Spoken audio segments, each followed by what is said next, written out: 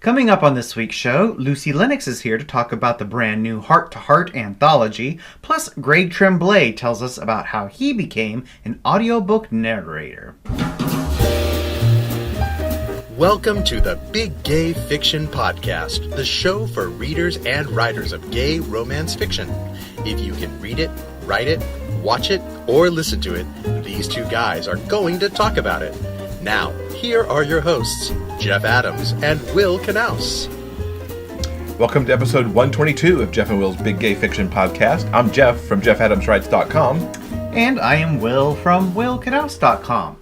This week's episode is brought to you in part by listeners just like you. We will have more information on how you can help support this show in just a few moments.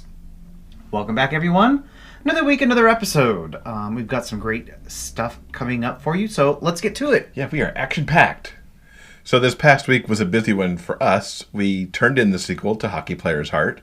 Very excited to have that turned over to the good folks at Dream Spinner, and we'll see what happens there next. We're also, as we're recording this, just back from the Sacramento area because we were down there this week scoping out places to live for the move that pretty much we expect to happen in about the next 6 weeks or so. Yeah. Did you enjoy the trip? It was a brief but tiring trip. We hope that the place that we chose will work out, and we'll have more information in the coming weeks. Yeah, it was definitely the whirlwind, and about 12 hours of driving over in about 3 days. So yeah, lots of stuff. We do have some news of the Kickstarter variety. A couple of our favorite things have Kickstarters that have just started up. That's very redundant. Anyway, Where the Bears Are, Season 7 has announced a Kickstarter. They're looking to raise $150,000 by March 1st. They're off and running. So far, so good it looks there. So we wish them all the best, and we have definitely thrown our contribution their way because we definitely would like to see a Season 7. Also, our friends over at the Love and Luck podcast are kickstarting their way to Season 2. If you heard our interview a few episodes back with them, they actually did the entire first season on a volunteer basis. This coming season, they'd actually like to pay their actors a little bit of money and also pay for some of their production costs because they're a little bit on the high-end side given what they try to do with the performance on that audiobook. So we wish them the best. They're looking for about $4,000, and they're going to complete that by February 28th. And it's another one that we have put our backing behind. And if you like Love and Luck, we encourage you to do the same. We would like to thank RobK. He is our newest patron. Hi, Rob. Welcome to the family. Thank you, Rob. Now, you can help support the Big Gay Fiction Podcast with a monthly pledge through Patreon. For as little as 25 cents an episode, your pledge helps pay for the cost of producing and distributing this podcast. And now, for fans who pledge at the silver and gold levels, you'll have the exclusive opportunity to ask questions of our upcoming guests. And patrons who wish to divulge their home address, we will send you a special little something in the mail just for them. Yes, and we promise we'll keep that to ourselves, to your home address. Of course. Now, any month that our pledges cover the monthly production goals, we will produce a special bonus episode, especially for our patrons. And the February bonus episode is like right around the corner. Yeah, we'll be recording that next week. Yeah, so if you have joined us on Patreon. Thank you. If you are one of our friends on Patreon. I can't say that word today. Oh my goodness gracious. Okay. All right. Okay. So if you've joined us on that crowdfunding site, please take a look at the most recent posts. If you have any special questions for us, this upcoming bonus episode will essentially be our Valentine's Day episode. So if you have any Valentine's related questions or any other questions in general, please get them to us in the next few days. So you could join us on Patreon at patreon.com/biggayfictionpodcast. That's patreon.com/biggayfictionpodcast. I won't make you say Patreon again the rest of the show. Thank you. Okay, now that that's done, while were away, we actually had the opportunity to speak with Lucy Lennox and the work that she has done on the brand new anthology. Yes, that anthology comes out this week, and she's got the scoop on this extremely cute premise, all the folks that helped get it together, and where you can pick it up at. So we're excited today to welcome Lucy Lennox to the podcast. Hi, Lucy. Hi. We wanted to get you on the show to tell us about this anthology that's coming out this week for Valentine's Day. It's called Heart2Heart. Give us a little bit of the backstory here, and most importantly, maybe tell us the charities that it's going to benefit as well. Okay. Well, first of all, we're really excited about it. This is a darling of Leslie Copeland's, who is my beta reader. I call her my beloved beta reader. And this was her idea. And I can't remember now when she came up with the concept of it. It just sort of started out as one of these ideas that she ran with, and she told a couple of us authors that she works with and that she's friends with, and we're like, yeah, that sounds like fun. And it was always going to benefit charities, and she was going to try and pull together a handful, maybe 5 or 6 authors to write a short story to put together. And then word just got out, and it ended up there's 11 of us. And basically, the setup is and this is, again, Leslie came up with this. The setup is that there is an app, a matchmaking app that's launching, and it promises, it's going to set you up with your one true love, but something goes wrong at the last minute. And the matchmaking app ends up, the algorithms are off, and it ends up matching up all these bizarre, never meant to be together couples. And each short story is a different couple. And the way that this sort of came about with the setup, and I'll talk about the charities too, because that's the whole reason we're doing this, so I can't wait to talk about that. But the setup, it was super fun. So Leslie went out onto Facebook and put sort of a Mad Libs type form out there, asking people to fill in different names and different occupations and different personality traits and everything. And then the authors who were participating got to choose from this crazy list of like bizarre. So you've got the mortician and the magician, and my story is the Uber driver and the phone operator. Phone sex operator.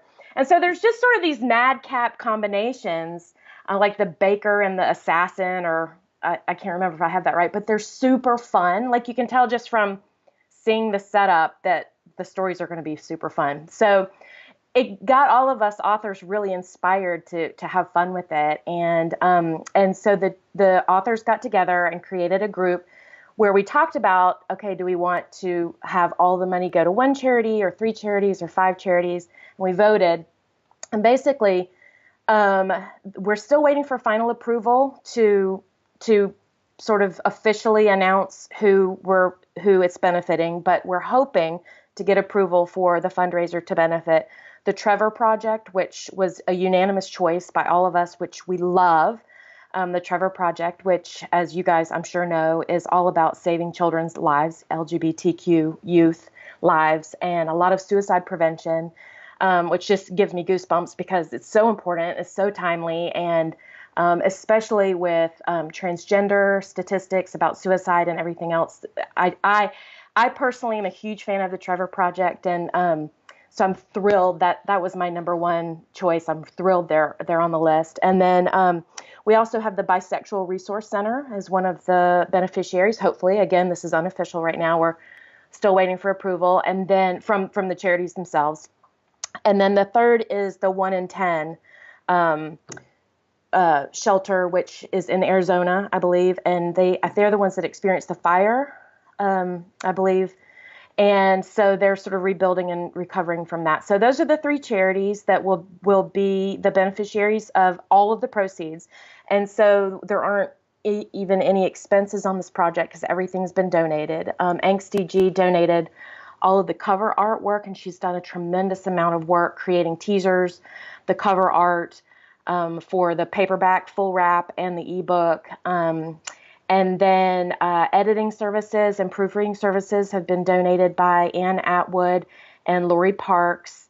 I know Courtney Bassett has done some beta reading and proofreading. Obviously, Leslie herself has done a lot of beta reading and proofing. And everyone's just come together to help each other out. Amy Wasp, A.E. Wasp, is one of the authors, and she is doing some really fun teasers on Facebook, too, that she's just creating with, like mine is a car dashboard, and then it has a guy with a phone on it and a teaser, snippet. So they're super fun. So definitely check them out on Facebook. And the book comes out on Wednesday. It is going out to ARC readers today. So you guys will be lucky. You'll get your own copy. And it's 11 stories of just super fun setups. And also, we wrote a little intro story about how this software got messed up in the first place. So that has its own little romantic snippet, sort of, that's kind of fun. And I wrote that, and I wrote there's the first part of it is before the anthology starts, and then kind of the second part of their story is at the end. So you have to kind of get through to read what happens to the programmer. And so, yeah, that's all we're waiting for. I'm waiting for, actually, Sloan Kennedy is one of the authors, and you guys know she and I collaborate on some things. So I sent the last part of that to her last night. Help, make this better. And we're waiting on that before we send out the ARCs today. So we're super excited. It's a great group of authors. Everybody, all the authors involved, use sort of their own special skills to bring to their stories. So like Haley Turner writes, she likes to blow things up. So I think her story has some stuff like that in it. Charlie Cochet has some really cute, super Charlie type stuff in hers. Lily Morton, May Archer, Ruthie Luna, the author list itself is tremendous. I can't wait. I haven't read them all yet. I can't wait to read it. So I'm super excited to share it. Yeah, we want to share the author lists so that people know it. So besides you, there's May Archer, Charlie Cochet, Poppy Dennison, Allison Hendricks, Sloan Kennedy, Ruthie Luno, thank you. I don't know why I can't read that today. Lily Morton, Chris Owen, Haley Turner, and A.E. Wasp, which is tremendous. Yeah. I love how it has bookends that you've kind of written what happens with the software and then all the stories kind of in between. That's really amazing. Yeah, I wrote the first part of it just as a setup, and that was Leslie's idea. And then I shared it with Sloan yesterday, and she was reading it while she was on the phone with me, and she was laughing, and she's like, "Oh my gosh, I totally need to know what happens to these characters." I'm like, "Are you kidding? You're being the reader. The reader we always talk about, that on release day, they're like, when's the next book out? I need to know about this side character and this side character, and I need their whole story right now." I'm like, "That's what you just did to me." She's like, "You have to at least write the second half of it." I'm like, "You're asking me to write a whole second short story?" She's like, "Yeah." So I did last night. I wrote the whole second half of it, and it was her. So it was Sloan Kennedy's idea to go ahead and write what happens, and the follow-up of sort of the fallout of what happened to this programmer after all of this. He went to hell, basically. And so I did that, and then it was her idea to put it at the end. So, yeah. That's really great. I mean, that's only the way that we publish today can allow you to put something in yesterday, because we're talking to you on Friday morning. Before, 5 days before this anthology comes out, and you're still writing story for it. It's amazing. Well, I just think it sounds like a remarkable project. When I saw the cover for the first time just the other day, and frankly, the quality of all of the authors involved, I just about lost my mind. I'm like, "Jeff, look at this! It's amazing!" Yeah. So, and I have to say, we used your anthology that you guys did with the hockey. Because we didn't know some of the things about copyright. How do you do copyright on a collection of short stories when each individual author owns their own copyright, but you need to copyright the collection and things like that. And, you have to make, when you're doing an anthology like this, you have to make it work for its purpose. First of all, the fundraising purpose. Our goal is to raise as much money as possible for these incredible charities that are doing this important work. And so you want to sell a lot of copies so that you can, donate more money. But at the same time, it still needs to be consistent with all of the authors involved and what their goals are and what they like to do for their brand. And so, I think, like, for me, collaborating with Sloane Kennedy is been an interesting challenge because she writes a very different style than I do. And so we butt up against this a lot when we write together. But when you're bringing in 11 different authors for this anthology who have very different styles and tones and author voices, some are paranormal and some like to blow things up and some like to be, silly.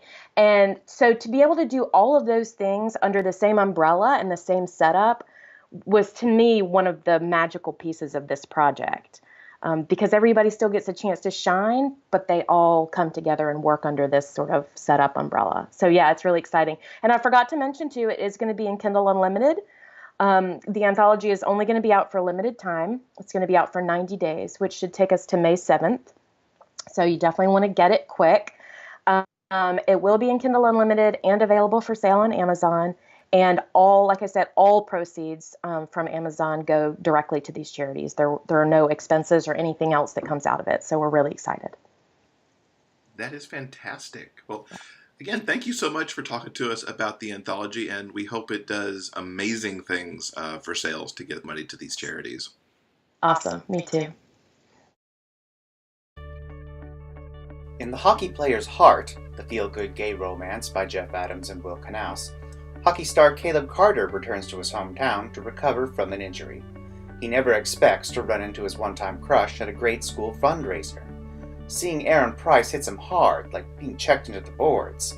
The attraction is still there, even after all these years, and Caleb decides to make a play for the school teacher. You miss 100% of the shots you never take, right? Aaron has been burned by love before, and can't imagine what a celebrity like Caleb could possibly see in a guy like him. Their differences are just too great. But as Aaron spends more time with Caleb, he begins to wonder if he might have what it takes to win the hockey player's heart. Get The Hockey Player's Heart at dreamspinnerpress.com, amazon.com, and other online book retailers.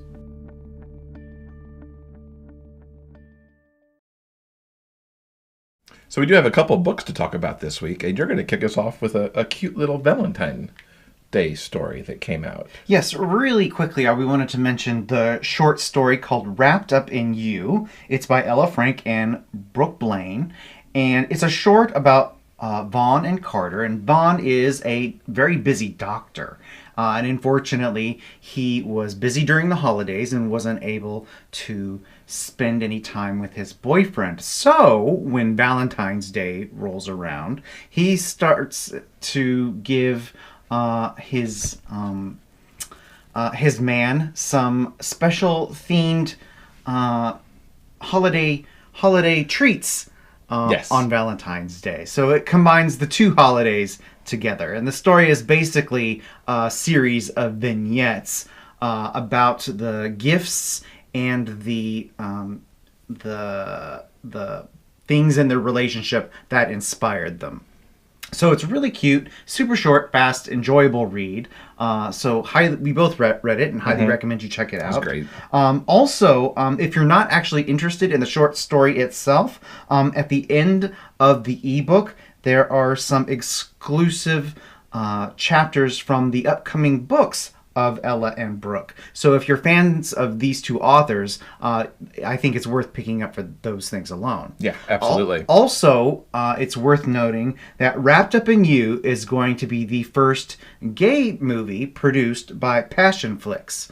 PassionFlix is a subscription-based movie sort of channel, essentially. And they have lots of Hollywood classics, lots of rom-coms and things like that. But what makes them unique is that they're also producing original content, almost all of it based on very popular romance novels by some of today's biggest authors.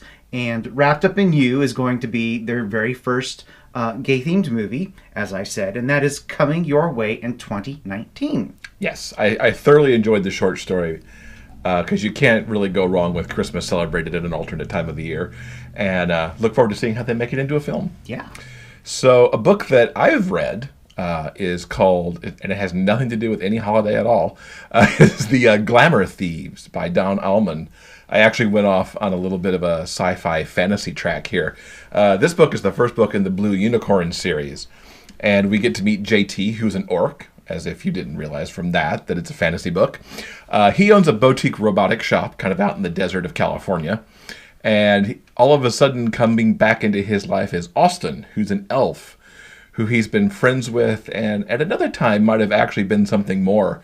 But Austin has shown up with a stolen car in hopes that he can bribe JT into joining him on an adventure to steal a virtual intelligence called the Blue Unicorn. Now, Austin also wants this second chance with JT as well. And as they get involved and actually do steal the Blue Unicorn, it actually starts to play a little bit of matchmaker too, because of some things that I won't talk about in the review because I don't want to do spoilers.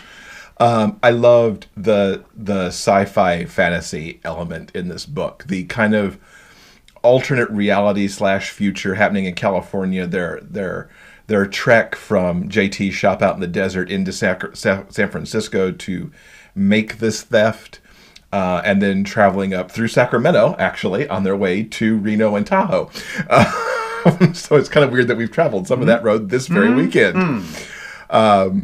It was so cool, and JT has this, he can plug himself into his truck, so he just kind of controls the truck with his mind. He's got these drones that fly around the truck, keeping an eye on everything and provide defense perimeter. I so fell hard for that kind of stuff in this book. But JT and Austin's relationship was also, it's not a romance, but you could tell they're trying to get their second chance at each other as they're off on this heist that he's pulled JT into, because JT has settled into a very much honest working man life after a past where he's been a little more like Austin and being the thief. So they're kind of push and pull on each other, going from, oh, let's go over here and make love and remember what this was, to, God, I hate you. Why are you doing this to me? Such a really good push and pull. I have a favorite line in this book as well that I actually marked since I was reading it on electronically. And this is something that JT thinks shortly after he and Austin have been in bed with each other and have talked about kind of their past and where things may go. And the line is, the cutting room floor of JT's mind was littered with memories in Austin-shaped pieces. And it's like, that's just, I love that kind of imagery that kind of brings up, and the idea of where JT is. There's big battle sequences in here that I love. There's magic and lasers and guns and blowing up stuff, and I thoroughly enjoyed it. Book 2 of this series, Apocalypse Alley, comes out February 26th, and I think I'll be jumping on that. Want to hang out with us between shows? Check us out on Facebook. You never know what we might post. News about book sales, bonus video content, and maybe even a live broadcast or two. Like us today at facebook.com/biggayfictionpodcast and see what we get up to next. So in addition to talking to Lucy this week, I also had the chance to talk to Greg Tremblay, who's one of our favorite voice artists out there. I'm actually reading some Sylvia Violet books right now, or I should say listening to some Sylvia Violet books right now that Greg narrated under his Greg Brudeau name. Great conversation with him, learning about his origin coming into the audiobook industry, some of his most recent releases, as well as some little bits and pieces about his process in recording. Plus, he's got a great giveaway to talk to us about, too. I'm excited to welcome Greg Tremblay to the podcast. Critically recognized and listener beloved, Greg's work has been praised by AudioFile Magazine's Earphone Award, numerous blogs, and he's the recipient of the Goodreads Reader's Choice Award for Best Narrator 2016 in M.M. Romance for Dirty Heart by Reese Ford. In addition to the Greg Tremblay name, he also maintains a curated collection of uniquely and delightfully spicy treats branded under the Greg Brudeau name. Welcome, Greg. Hey, it's great to be here. I totally feel like I'm killing that your second name. Pronounce it right for me. Boudreaux. Boudreaux. Okay. Yes. There's a great origin story of that one as well. So, we can we can talk about him in a minute. But I think we had plans on that anyway to talk about that. But. Yeah, or you can give both, because it is origin story time. Because all good stories start with that origin. Start with an origin story. That's right. How did you get into audiobook narration? The short answer is luck and misadventure. The more complete answer is actually that when I was at university, I studied theater and computer science because I had a passion for the stage and also for making rent on time. So when I graduated, I really wanted to be a voice actor. It's one of the things that I was passionate about. And I talked with a couple of people who said, oh, yeah, I think you'd be good. Why don't you move to LA and in 4 or 5 years, you could probably find an agent or something. I was like, that's not a plan. That's the start of a cautionary tale. I mean, that's how I began living under a bridge in a refrigerator box. So I kind of set that aside, and I followed my then girlfriend and now wife to Ithaca, New York, because she wanted to work on her PhD program. And I had nothing else to do. I had no other ideas. So I did IT stuff because it's kind of the modern factory job. It's like, what do you do? I work in IT. And I did other things on the side, trying to find that thing that filled my soul. I did some theater work, but there wasn't a lot of professional theater in central New York to be done for pay. So I did some explainer videos, and I did some training video kind of stuff doing voiceovers. And about 5 years ago, in late 2013, a friend of mine who was an actor in DC and I were talking, and she said, the voiceover world has really changed because technology has really changed. And she forwarded me a couple of emails that I looked through, and a lot of them were kind of scams. But I found this one piece of information in one email that mentioned something called ACX. And I thought, all right, it's probably a scam, but I'll go check it out just to see what it is. And so I looked up ACX, which I discovered was essentially Match.com for audiobooks. It was like, hey, you've got a book, you've got a voice, we could make a match. And it was fascinating because audiobooks were one of my most beloved mediums from a very early age. I mean, my mom used to record them on tape for me when we would go on car trips. In the 90s, I was listening to them. I loved things like the recordings of the Ellis Peters stories, the Brother Cadfael mysteries. And my thinking was, well, first you become a famous actor, then they'll let you do audiobooks. So the notion that I could do audiobooks at all was stunning to me. It was one of my favorite things to do. I mean, it's right up there with animation, which I have yet to get the chance to do. But so I went on to ACX and I found 3 books that I wanted to audition for. And one was a high fantasy book called Shard Knight.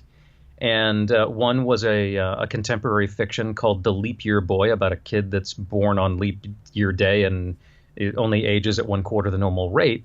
And another was listed as a gay romance called Dirty Kiss. And I had a moment of hesitancy about doing a romance book. I was thinking, well, maybe am I going to get pigeonholed as only being a romance, actor, blah, blah, blah. And then I had a very weird moment where I thought, and it's just romance. And went, oh, that's a fascinating prejudice. Where did that come from? I mean, you've enjoyed reading books about bug-eyed alien monsters, so clearly that's legitimate literature. And romance is just it was like this fascinating moment of discovering a prejudice in myself. And I'd read romances and liked them, so I went, oh, why do you think that? So I poked that, and I downloaded the book because the publisher had uploaded the entire thing, and I read through pretty much the whole book in a morning, and went, oh my God, this is great. I mean, it's this modern, gritty, noir PI story with this fun romance backbeat to the whole thing, and so I was like, oh yeah, and I submitted an audition, and I submitted an audition, amusingly enough, on the 29th of January, 2014. Interesting, because people should know that we're actually recording this on January 29th of January, 2018. So exactly 4 years from this morning that I'm recording this, I got an email back from the publisher about a half an hour after I submitted the audition saying, yep, we loved it. And by the way, it's a series. You don't mind doing the next 3 books, do you? So from an actor's perspective, it was amazing. I submitted 3 auditions and I booked 5 books out of 3 auditions because I got the fantasy. I didn't get the fiction, and I got the romance. And Dirty Kiss was a kismet moment. You know, it was the right book with the right voice at the right time. It was in that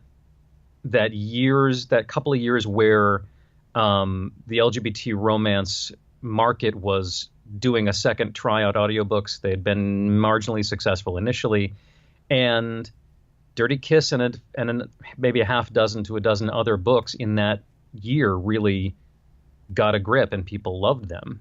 And so it was not only artistically rewarding, it was sufficiently fiscally rewarding for me to be able to improve, you know, my physical setup, improve my approach to things. I learned an enormous amount, and moved forward, and haven't looked back since.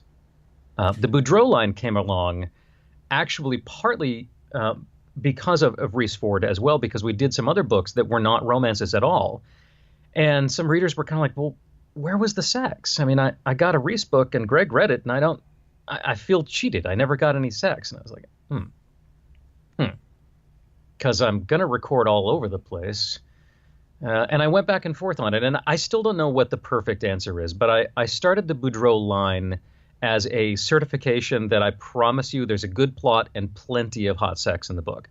You know, there's at least 2 or 3 excellent and make you sweat on the metro sex scenes in this book, and that's my promise to you.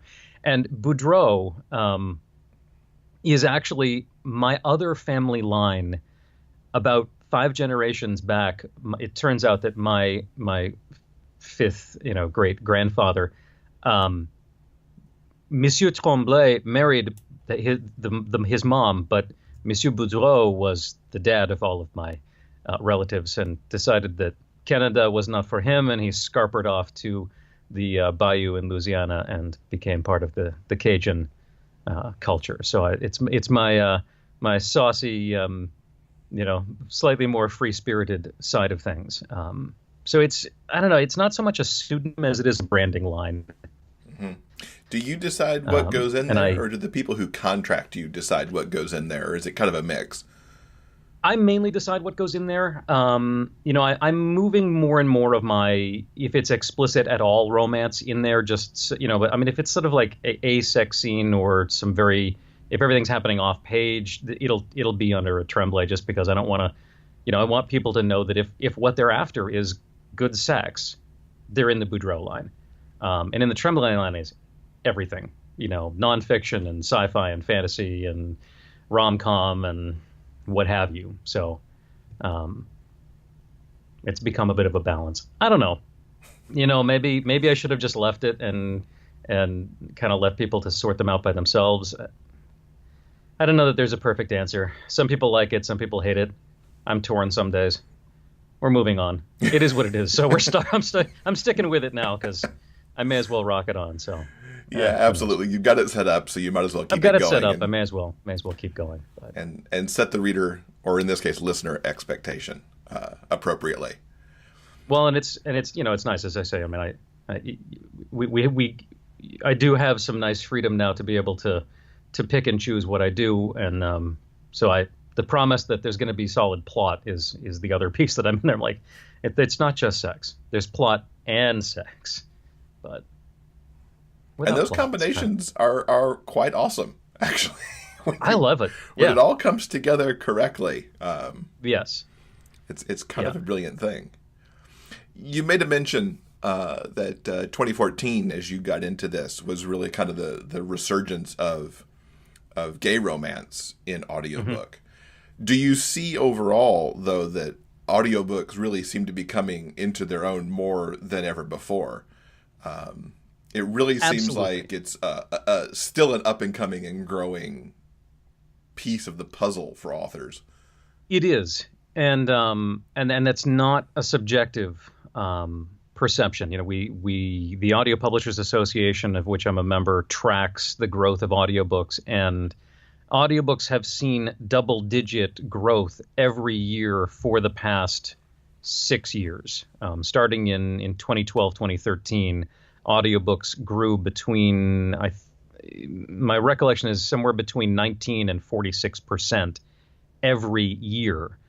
You know, I don't think that level of growth is infinitely sustainable. There will be a time when that will start to taper off, and the growth rate will not, you know, they'll continue to add new titles, but we won't continue to add the velocity increase of new titles that we're adding. But it's certainly a medium that has gained enormously. And I think really what that is the result of seeing technology availability meld with artistic skill. As the technology got better and cheaper, and the things that you had to do to make the technology work got a little bit more straightforward, it's allowed the actors with the skills to approach audiobooks, which is not a universal acting skill, to find that technology and find the avenues into producing them.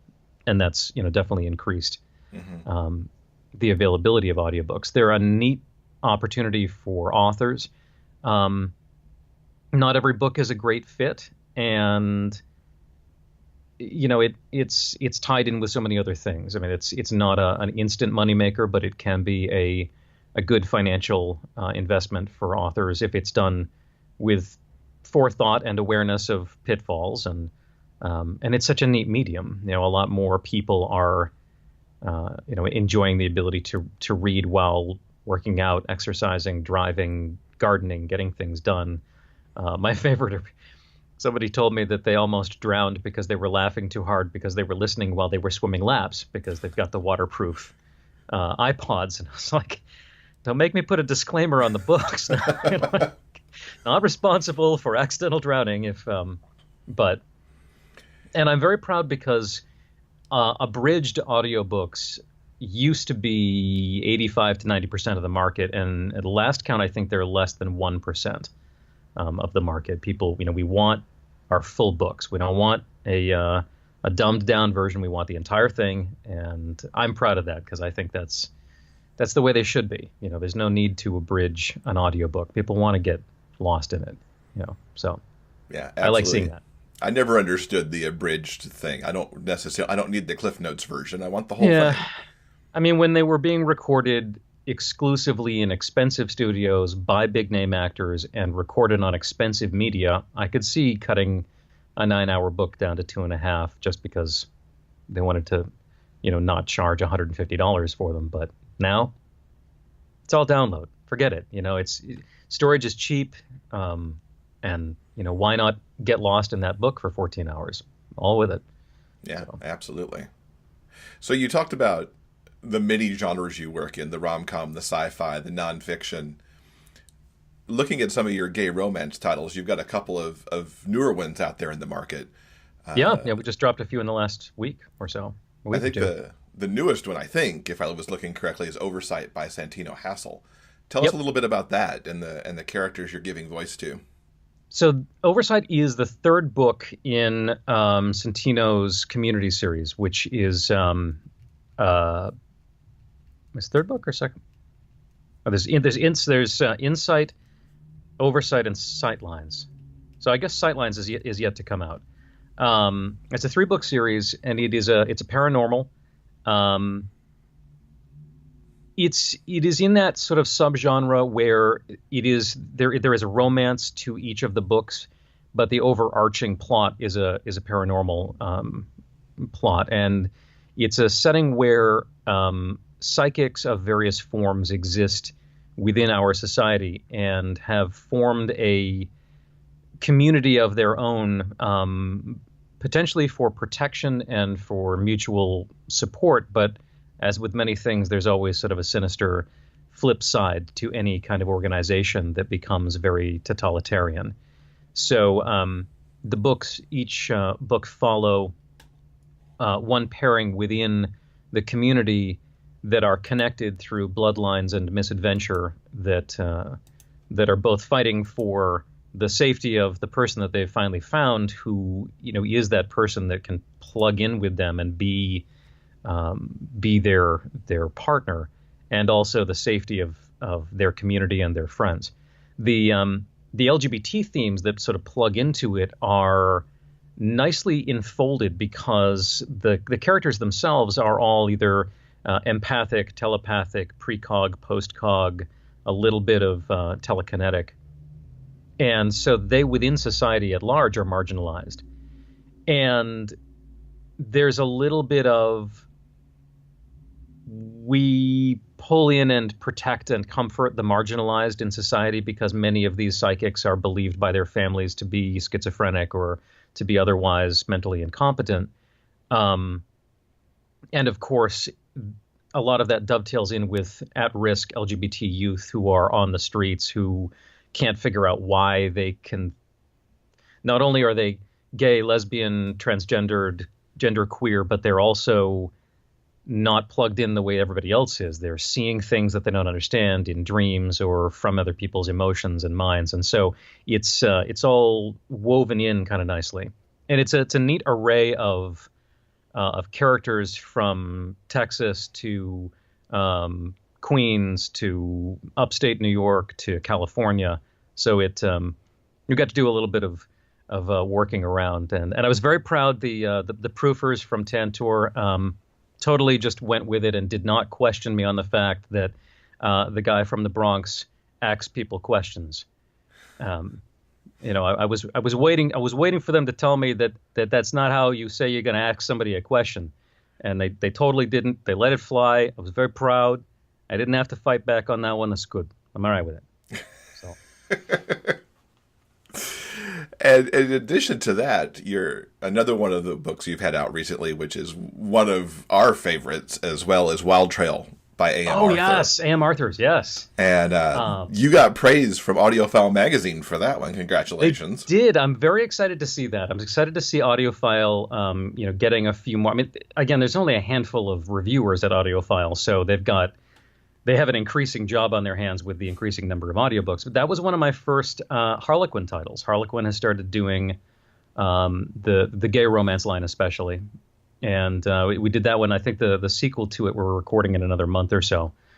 And lovely, lovely book. It's nicely paced, very well set up.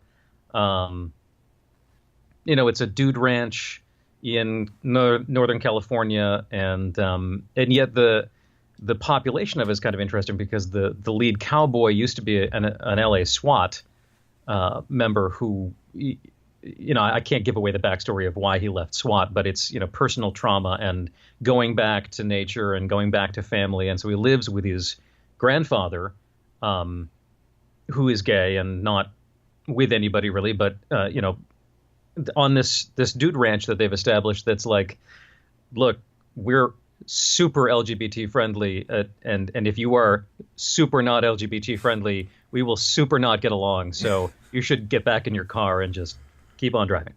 And it's hard to describe it because so much of the story is woven into the plot and the backstory, so it kind of gives things away. But it's a nicely paced, really fun story. I get to wander around in a little bit of that, kind of central Western American dialect, that kind of Wyoming into Northern California, and just the kind of the ranch rhythm of things, which is fun. It's a neat book. It's a dusty narrative. The way that the narrative flows is very much evokes the aesthetics of that part of that kind of scrub California pine, pinyon forest, and a little bit of Joshua tree and kind of some. It's and what's funny is a lot of the emotional parts pour through that narrative just like a stream in that part of California. You kind of run through these dusty moments of angst and backstory, and then there's an oasis, and it's nicely done. It's a neat story.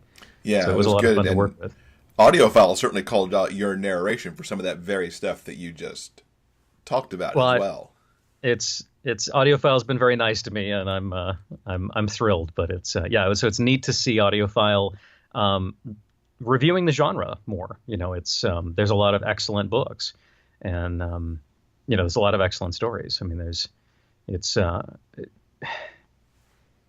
the genre is really such a giant bin of so many different subgenres that for the longest time it's just been, oh well, are they the same gender? Oh, over there in the gay section. It's like, well, yeah, but it's really a sci-fi, or it's really it is a romance, and they're all metadata books now more than genre subgenre. It's male and it's romance, but it's also and so so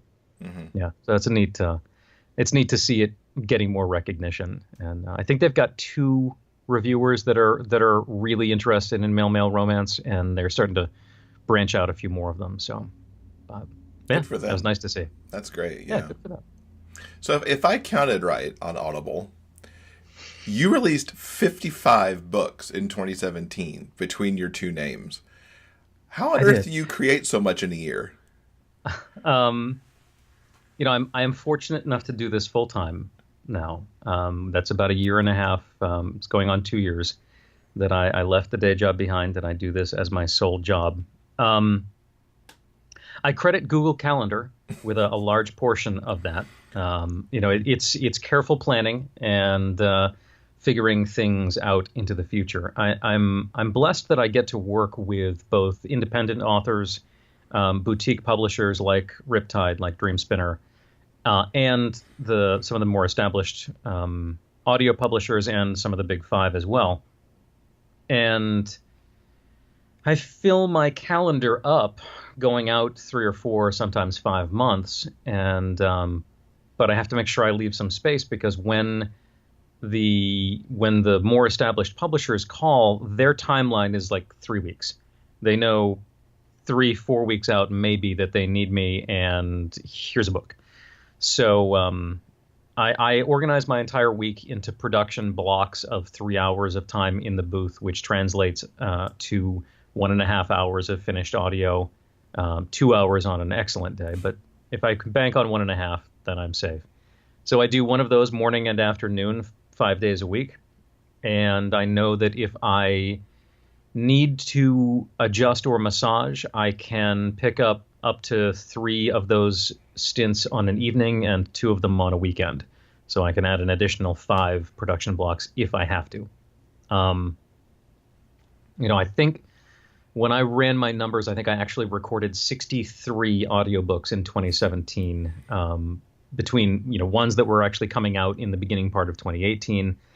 I work on an excellent YA serial for the company Serial Box called Remade, which I do with a very talented actress named Laurel Schroeder, and so those don't show up on the Audible list. And some of the anthologies that we end up doing, we don't get credited on, which is kind of annoying, but they don't show up. So it's weird. I have my own frustrations with that, partly because when I get them, I'd love to know who did this other story, but I have no idea which one of my colleagues. So I'm posting it on Facebook like, hey, who read this story for this anthology I was part of? Anyone? No one? Okay. Well, it's interesting that they don't do that, because we're certainly in an age now, at least from what I hear in gay romance circles, where people will pick up a book because of who narrates it, not necessarily who writes it. And so it would seem like they'd want the names on the anthologies too, because it might sell copies. I would think, but anyway, by gum, when I'm in charge of that production house. Did you ever see that coming when you started, that it could be somebody's picking up a book because Greg Tremblay narrated it rather than the author who was responsible for the creation of the words in the story? Well, I did, because I did that already. Huh. I have narrators that I have followed from series to series, and they to me, it's always been very much like the days of pocket books, where in the back of the book there were 5 pages of other books that were similar, either by the same author or that the author had done a dual authorship with, or that Tor or Ban or Bantam was hawking to people that liked this book, and there was lots of I'll pick that up. I think it's an obvious to me, just because we do it with movies. There are times where you're like, oh, I really love what Charlize Theron does. She's in that? I'll give that a try. Why not? I wasn't really sold on it, but sure, she's always amazing in it. And Carl Urban's in it too. Oh, all right, I'm going to go see, and so I think that it makes sense to me that we would follow authors down their series line. We would follow their recommendations when they're talking up books.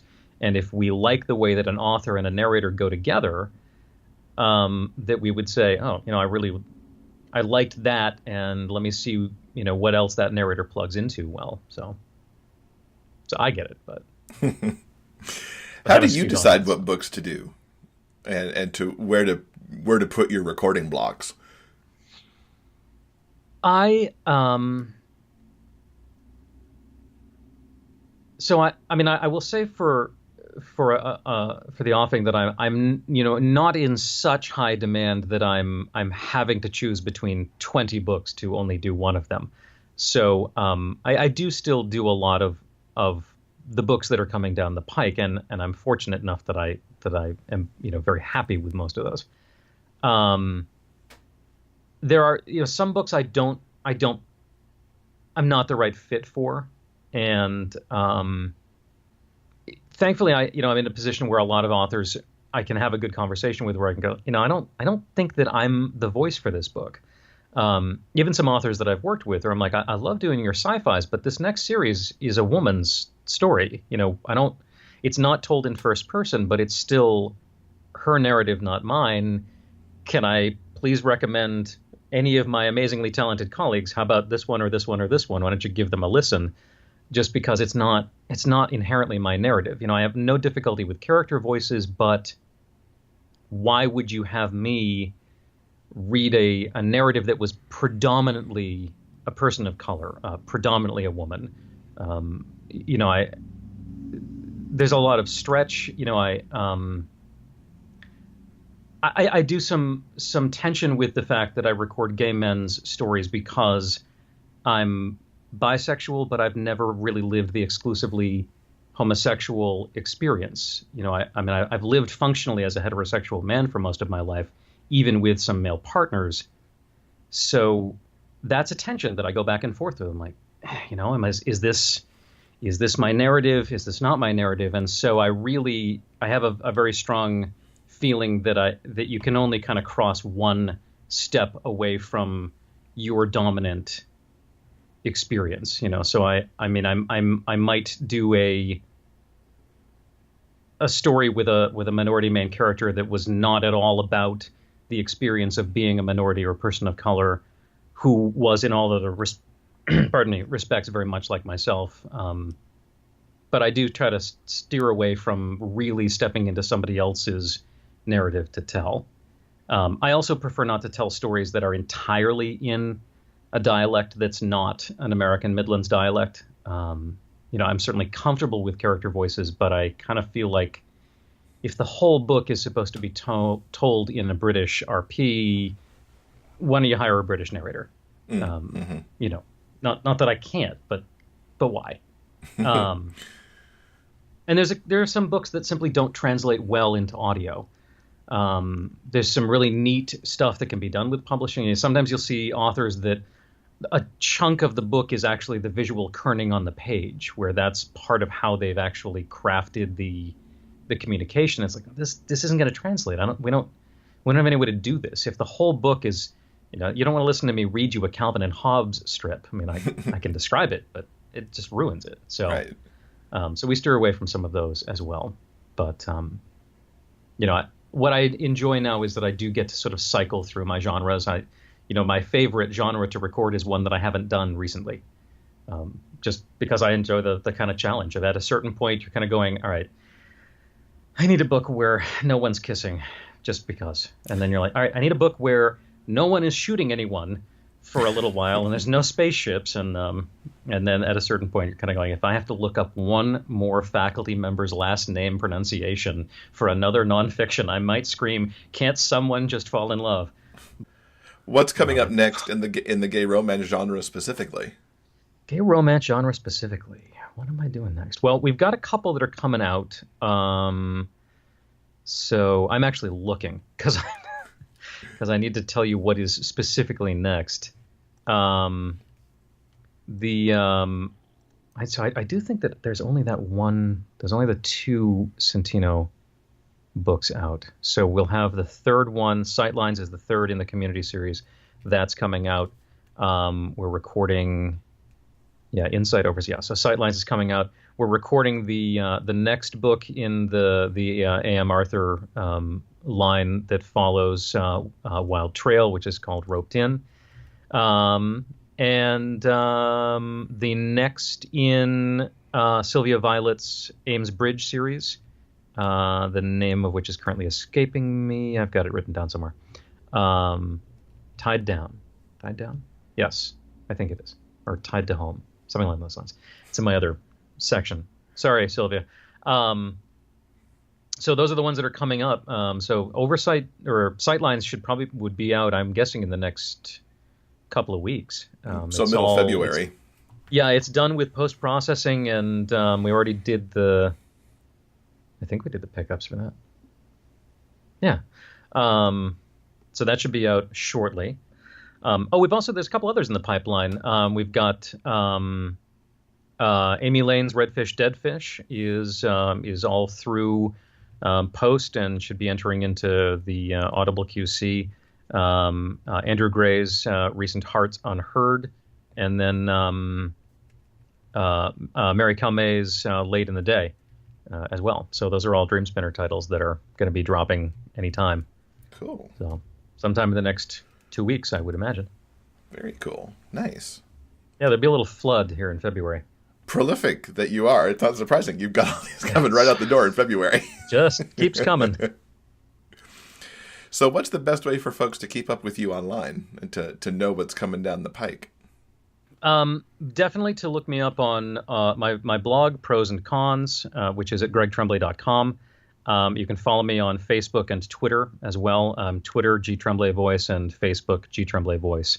Those pretty much all get the same content flowing out. So whatever your social media platform consumption preference is, that would be the way to keep in touch, and also to get in touch. I feel free to drop me lines and reach out. I love to say hi, and you can usually catch me via Facebook Messenger at any given moment. I'll just if I'm in the booth, it'll be an hour or so before I tag you back, but I'll be around. Very cool. Now, we're very excited that you've got a giveaway for our listeners. What do they have the chance to pick up from you? Well, I think what we're going to do is I've got some Audible codes that I can give away. So we can give away a couple Audible codes. And I've also got, fortunately now, I got CDs of some of my work. So perhaps your grand prize winner can pick from a CD that I will happily send to them. If you'd like me to personalize it, I can do that. In my hot little hands at the moment, I've got some titles that are completely lacking in gay romance. I gave away most of my gay romance titles when I was on the road, which is annoying. But I've got one of the Smoke and Sin series by Alexi Black and Shayla Black and Lexi Blake. An excellent YA if you want to branch out into a sci. Then if you want to go with the nonfiction route, there's Pandora's Lab. If you'd like, your grand prize winner can pick one of Santino's books. It's just going to be a few weeks until I get my copies in. So we'll kind of see how that goes. But it's very cool. It's kind of like you're a rock star being able to give out CDs to people. It's fun. It's fun to have CDs. Well, Greg, thank you so much for spending some time with us. It's been great chatting with you. Absolutely. It's been great being here. Once again, thank you to Greg for taking some time out of his very busy schedule. Oh my gosh, yes. We caught him as he was coming off of sickness. And so he was trying to make up time and talk to us at the same time. Gosh. Hopefully he's back on track now. And thanks to him, too, for the great giveaway that he's got there. The chance to get Audible code for a first prize winner and a CD, an actual physical signed CD, like he's a rock star, as I mentioned in the interview, along with the Audible code for the grand prize winner. So check out the rafflecopter in this week's show notes at biggayfictionpodcast.com. I think that'll do it. Yes. For this week. Coming up next week for Valentine's Day, we will have episode 123 with VL Losi and RJ Scott coming back to the podcast. They're going to talk about their Valentine's Week release of their latest in the Harrisburg Railers series called Poke Check. Cool. Sounds good. Yeah. Now, guys, remember, no matter where life takes you, the journey will always be sweeter when you have a book. So until next time, guys, keep turning those pages and keep reading. For detailed show notes and the complete episode backlist, go to biggayfictionpodcast.com. New episodes are available every Monday on all major podcast distributors and YouTube. Thanks for listening. We'll see you next week.